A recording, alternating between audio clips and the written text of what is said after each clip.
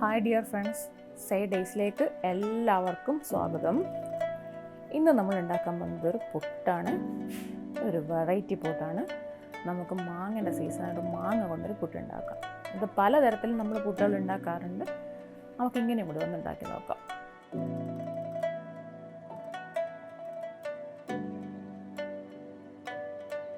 ഇതിന് വേണ്ടിയിട്ട് ഞാൻ പുട്ടുപൊടി എടുത്ത് വെച്ചിട്ടുണ്ട്. നിങ്ങൾ ഉപയോഗിക്കുന്ന പുട്ടുപൊടി അതെടുത്തോളൂ. നമുക്ക് ഇതിലേക്ക് 2 മാങ്ങ ഞാൻ എടുത്ത് വെച്ചിട്ടുണ്ട്. അതുപോലെ തന്നെ പുട്ടിനാവശ്യമായ തേങ്ങയും ചിരകി വെച്ചിട്ടുണ്ട്. ഒരു മാങ്ങ ഞാനിങ്ങനെ ചെറിയ പീസാക്കിയിട്ട് കട്ട് ചെയ്തെടുത്ത് വെച്ചിട്ടുണ്ട്. 1 ടേബിൾ പഞ്ചസാര എടുത്ത് വെച്ചിട്ടുണ്ട്. നമ്മൾ ഒരു മാങ്ങ മാത്രമാണ് ഇപ്പോൾ എടുക്കുന്നുള്ളൂ. ആ ഒരു മാങ്ങ ഞാൻ കഷ്ണങ്ങളാക്കിയിട്ട് മിക്സിൻ്റെ ജാറിലിട്ട് കൊടുത്തിട്ടുണ്ട്. അതിലേക്ക് നമ്മൾ നേരത്തെ എടുത്ത് വെച്ച പഞ്ചസാര ഇട്ടിട്ട് അതൊന്ന് പ്യൂരിയാക്കിയിട്ട് കൊണ്ടുവരാം. ഇനി പുട്ടുപൊടിയിലേക്ക് നമ്മൾ അതിനാവശ്യമായ ഉപ്പ് ഇട്ട് കൊടുത്തതിന് ശേഷം നമ്മൾ അതെല്ലാം കൂടെ വന്നിട്ട് ഈ ഉപ്പ് വന്നിട്ട് മാവിലേക്കൊന്ന് നന്നായിട്ട് മിക്സ് ചെയ്ത് കൊടുക്കുക. അതിന് ശേഷം നമ്മൾ നേരത്തെ അരച്ച് വെച്ചിട്ടില്ലേ ആ മാങ്ങേൻ്റെ പ്യൂരിയും കൂടെ അതിനകത്തേക്ക് ഒഴിച്ചു കൊടുത്തിട്ട് നന്നായിട്ടൊന്ന് പുട്ടിന് നനച്ചെടുക്കുന്നില്ലേ അതുപോലെ തന്നെ ഇത് കട്ട കിട്ടുമൊന്നുമില്ല കേട്ടോ.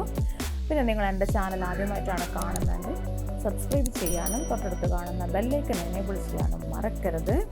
അപ്പോൾ ഞാൻ പുട്ടിൻ്റെ പൊടിയെല്ലാം നന്നായിട്ട് നനച്ച് വെച്ചിട്ട് നിങ്ങൾക്ക് ടൈം ഉണ്ടെങ്കിൽ ഒരു 10-20 മിനിറ്റ് നിങ്ങളൊന്ന് റെസ്റ്റ് ചെയ്യാൻ വെച്ച് കഴിഞ്ഞാൽ പുട്ടുപൊടി നന്നായിട്ട് സോഫ്റ്റ് ആയിട്ട് വരും.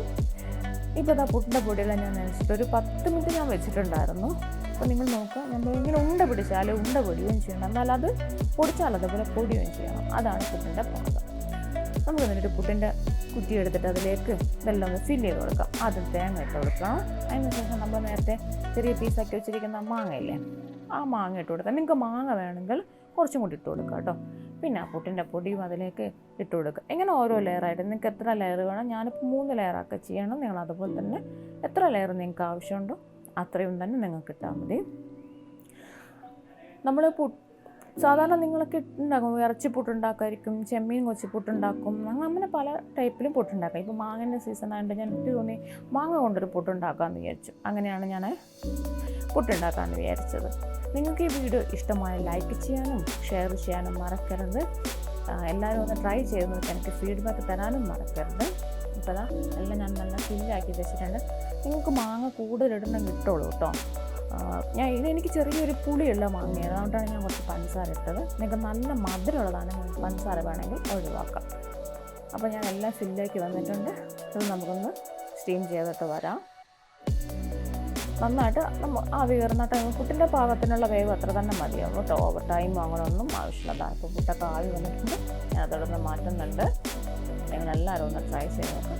എനിക്കിതിൻ്റെ ടേസ്റ്റ് ഇഷ്ടപ്പെട്ടു. ഞാൻ കുറച്ചും കൂടി പഞ്ചസാരയും ഇട്ടിട്ടാണ് കഴിച്ചത്. കറിയൊന്നും ഞാൻ കഴിച്ചിട്ടില്ല ഇതിൻ്റെ കൂടെ. അപ്പം താങ്ക്സ് ഫോർ വാച്ചിങ്.